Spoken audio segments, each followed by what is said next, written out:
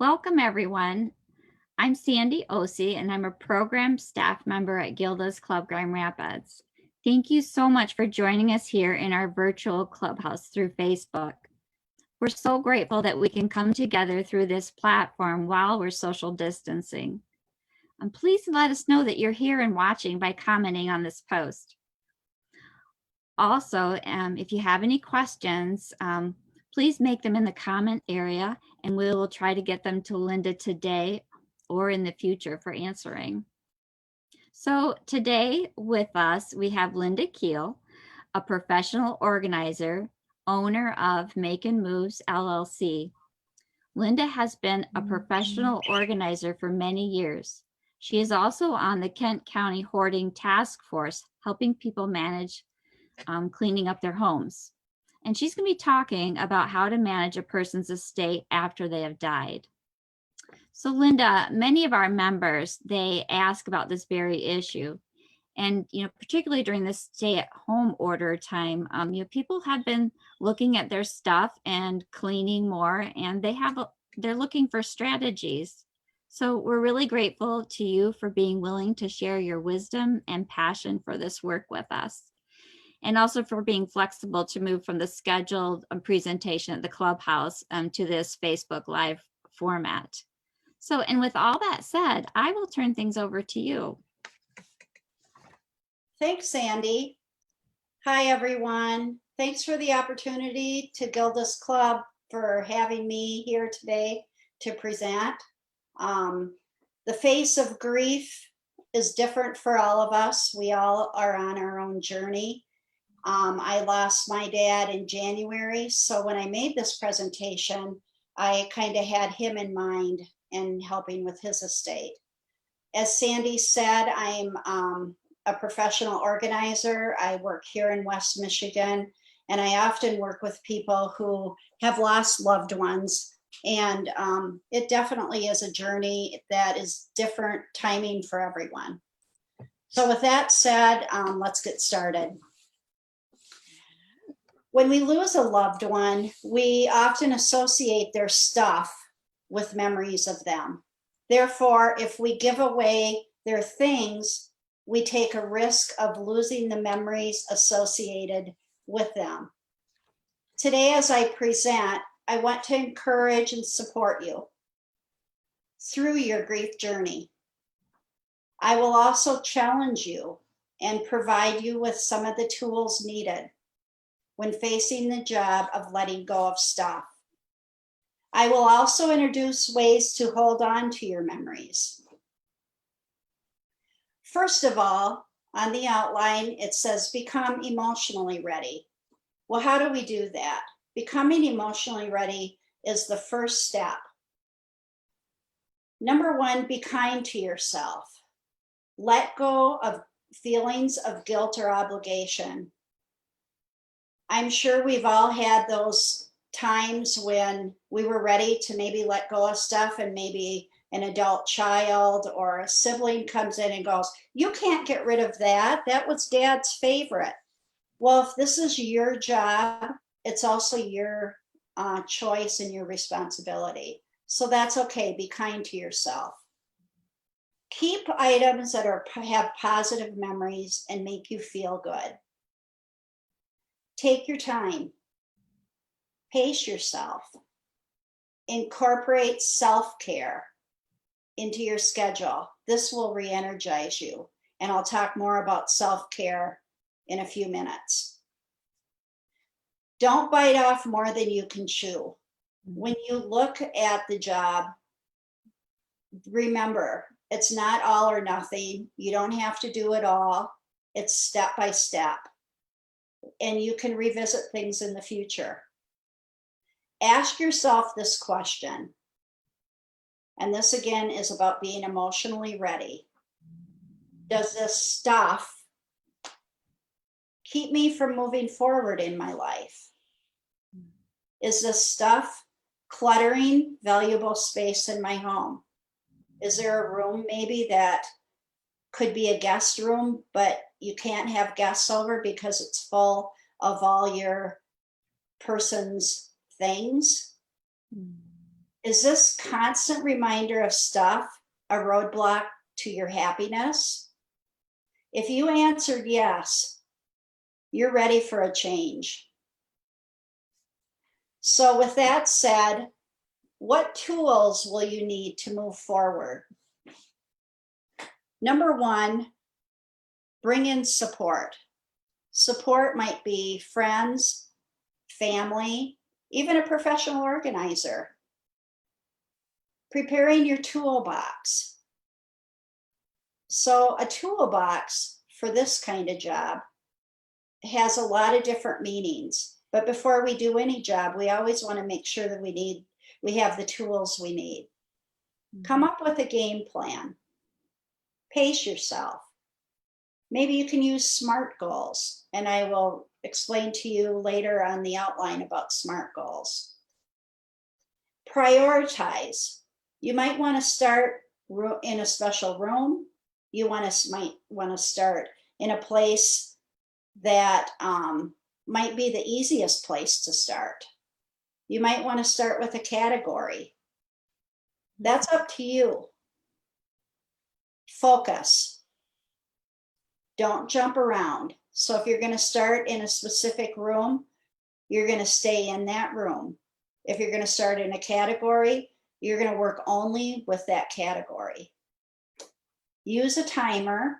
Most times working with clients, 3 to 4 hours is probably the most that you can do, because this is an emotional job. It takes a lot out of you. All the things that you touch have memories, and that's what makes it so difficult. Mm-hmm. Remember, Rome wasn't built in a day. All right, so how and where to begin? What tools would we need? Okay, we talked about asking for help. We don't have to carry this alone. So what does help look like? You might say, I need a friend to help me sort. I need someone to help me with childcare. I can't have interruptions. Some people say, I can't deal with meals, but I know I have to eat. Maybe you can ask a friend to bring you a meal during this time. You can also have someone set aside for your donations, and that way they will bring away your donations. And also self-care partners. Self-care we'll talk about a little bit more. To have a self-care partner would be someone that you can count on to process with, to maybe do an activity with. You'll need supplies for your toolbox. When I'm doing a job, I come with supplies, because it's easier to have all the supplies than to say you're doing a job, oh, we have to go run to this room and get a box, or we don't have any tape, we have to run to the store and get some. So part of the toolbox would be your supplies, boxes, paper, labels, tape, a timer, maybe even a calendar. Some people choose to sell their stuff. If that's a case, maybe with parents, we had an estate sale for my parents.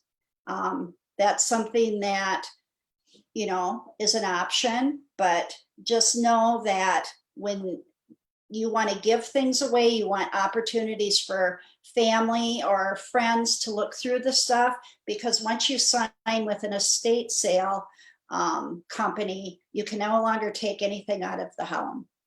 So anyway, there's a lot of ways that you can sell your things. Garage sale, I wouldn't recommend that.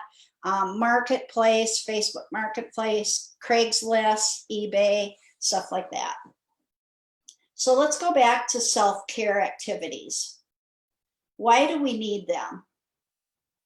This job, when you're going through your person or loved one's stuff, is very emotional. I can't tell you how many people I see that cry, because with everything that you have, there's also a story and a memory attached to it. So give yourself time, and it's okay to be emotional. But on the other side, for self-care, I think it's really important to,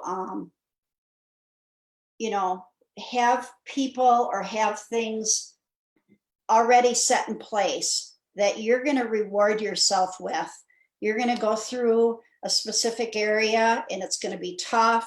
And when you're finished, it's okay to go out with a friend for dinner. Go play pickleball. That's something I love to do. Go for a walk, maybe go to a movie. Those are all self-care, and those re-energize us. And it's just an award. And so I think that's really important to be part of our plan. So we talked about SMART goals. SMART goals are something I used when I worked in mental health with clients. And I think they're good even for people on everyday things. SMART, the acronym, S is for specific, M is for measurable, A is for achievable, R is for relevant, T is for timing. Now, how can we use that in letting go of our stuff, holding on to our memories? Well, this is some things I came up with. For specific, what do I want to accomplish? Measurable, how much should I keep or donate? Or maybe sell? These are things that we have to think about prior to the job. Achievable, how can I accomplish this job? And remember, we talked about the tools we need, and those are things that we need for the job, but also people and support. So I think those are really important. Relevant, am I emotionally ready? Just because your friends and family go, isn't it about time you get rid of some of this stuff? That doesn't mean you are emotionally ready. That is something that is up to you. There's not a timeline on grief. And so unless you're ready to move forward, it's not going to be successful. Timely, when will I begin? Set a goal when you're going to begin, and try set a goal on when you're going to end. And again, self-care. So when you're going through yourself, maybe you might want to formulate a plan on designated areas of these things we're going to keep, these things we're going to sell, these things I'm going to gift someone, these things I'm going to donate. And that you have designated areas. That helps. Focus only on keeping items that were personal or irreplaceable. And irreplaceable examples of those would be maybe photos, journals, art, letters, things like that. Memorabilia, this is another category. So ask yourself, is this stuff worthy of honor and respect? Or as the professional organizer, who I'm sure a lot of you have heard of, Marie Kondo, says, does this item spark joy? If not, thank it and let it go. And sometimes things that come into our life, maybe it was a gift or something that your significant other that you've lost maybe had, and you gifted it to them. You have to ask yourself, is this something that still brings me joy, or does it make me sad? If it makes you sad, maybe it's time to gift it to someone else or just to let it go. There are things that people do with clothing. Clothing, for some people, it's easy. For some people, it's really difficult. I know a family who lost the father and grandfather. He loved flannel shirts. He had a big family, lots of grandkids. So they took the flannel shirts and they made them into teddy bears. Hold that up. And each person got a teddy bear with Grandpa's shirt, which I thought was really cool. Some people make blankets with shirts. That's another idea. My daughter, oldest daughter, lost her father-in-law this last year. This was one of his shirts. He was a referee. And on this shirt, it says, "This is a shirt I used to wear. Whenever you hold it, know that I am there. Love, Pappy." Oh, that's And wonderful. so each of their family members got to pick a shirt that was meaningful to them, and they made a pillow for each of them. So I thought that was really cool. Very cool. Jewelry, you can maybe gift to people if you don't want to keep it all. Also, you know, like I would say, if you have a lot of glassware or china, this is an example I have. My grandma died in 1968. She was one of the most important people in my life. This was a cream and sugar from her. Not only do I have it, I use it. And so whenever you use these things, you think of them. So I think that's really important that we don't just shove stuff in a basement in boxes. If you're going to keep it, use it. Mhm. Another thing people do is either take pictures of it, maybe put them in a scrapbook, and then let them go. So these are all things that I guess when you're emotionally ready and when you have people that are helping you, they can give you suggestions and help you either pay it forward or, you know, use the things that you have. Excuse me. So in conclusion, let's kind of review what we've talked about today. Are you emotionally ready? That's the number one thing, is being emotionally ready. Asking yourself, are you ready to move forward? Are you ready to let things go? That's the first step. Are you willing to accept help? Remember, you do not have to do this alone. I think it's really important to have support through this. And you get to make the rules. And I think, though, that asking for help is really beneficial, because help looks very different to other people.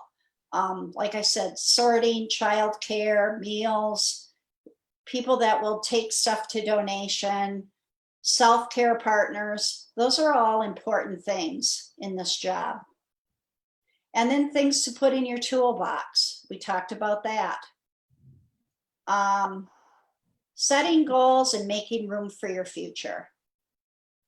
Are these things roadblocks for you? Are they things that are keeping you stuck? Are they things that make you sad? These are all good reasons to start this journey of downsizing and getting rid of some of the stuff. And the most important thing that I want to say to you is, stuff is just stuff. And remember, the most important things in life are not things. They are the people in our life that we love. So I would like to end with that in mind, with a poem from E.E. Cummings. So I ask that you just shut your eyes and listen to this and think about where you are in your grief journey. I carry your heart with me. I carry it in my heart. I am never without it. Anywhere I go, you go. Here is the deepest secret nobody knows. And this is the wonder that's keeping the stars apart. I carry your heart. I carry it in my heart. E.E. Cummings. Thank you, everyone. Mm. Oh, Linda, that was a beautiful way to end your presentation. Thank you so much. Thanks for the opportunity. Yeah, yeah. I'm not in a position right now where I'm grieving someone and needing to get rid of their stuff, but I've moved recently and I have a hard time getting rid of my daughter's stuff, and they're grown and they're out of the house. And so a lot of this will be really relevant in my life too, because there's some things I do need to say goodbye to and make room for a future. So, Right. uh, I look at life like it has different chapters. And in order to move to the next chapter, we have to make room for it. mhm. So keeping that in mind, I think it's important to do that and, move on so you can get to the final chapter. Yes, yeah. And you know that part about help too, when I moved to the place I'm at now, I had a friend who would sat by me and she'd go, well, what about this? And no judgment. She would just, she just hold it in front of me and be like, what about this? And I was able to say yes or no. And, but it was really helpful to me. Her presence was very valuable. Support is key. And Yeah. sometimes if you have people helping you that can be non-biased, they're not emotionally attached to the Mhm. things or to the people that own those things, I think that can be helpful as well. Yeah. And just to tell the story too around the item can Yeah. help sometimes, let it go. It's a no judge zone. And I think it's just important to have that support and to, you know, let people take their time. Everybody's journey is different, and to be a good listener and be patient and just be by their side. Hmm. Yeah. And then hopefully we can do it back for somebody else too. And Pay it help. forward. Mhm. Absolutely. Yeah. Cool. Right. Well, thank you everyone for joining us here on Facebook Live as well. And we sure hope that you gained something from this. And I bet you have, because this is good information and we all have stuff, right? And then if you would like to share with us, your thoughts on this subject, or other tips, or ways that you're staying healthy during this time, please feel free to comment or email or call us. We'd love to hear from you. And then a little bit about our program, just to remind you, Gilda's Club Grand Rapids, we continue to have our full virtual program available to our members. We've just launched our family support groups on Wednesdays from 1 to 2 p.m. And these are appropriate for children's ages 5 through 13 and with their adults. If you have more questions about that, please contact us. And if you've missed other Facebook Live events, don't worry, because they're all recorded and posted at the bottom of our calendar on our website, as this one will be as well. So you can go back to it at any time. And then we're also welcoming new members. So if you're interested in participating, here at our clubhouse, if you're going through a cancer grief journey, please give us a call at 616-453-8300, or go on our website at www.gildasclubgr.org. So thank you again for joining us, and we look forward to seeing you the next time. And Linda, thanks so much again for being willing to share your time and your wisdom with us. My pleasure. Thank you. Yeah, you're welcome. Take care, everyone. And we hope to see you again soon.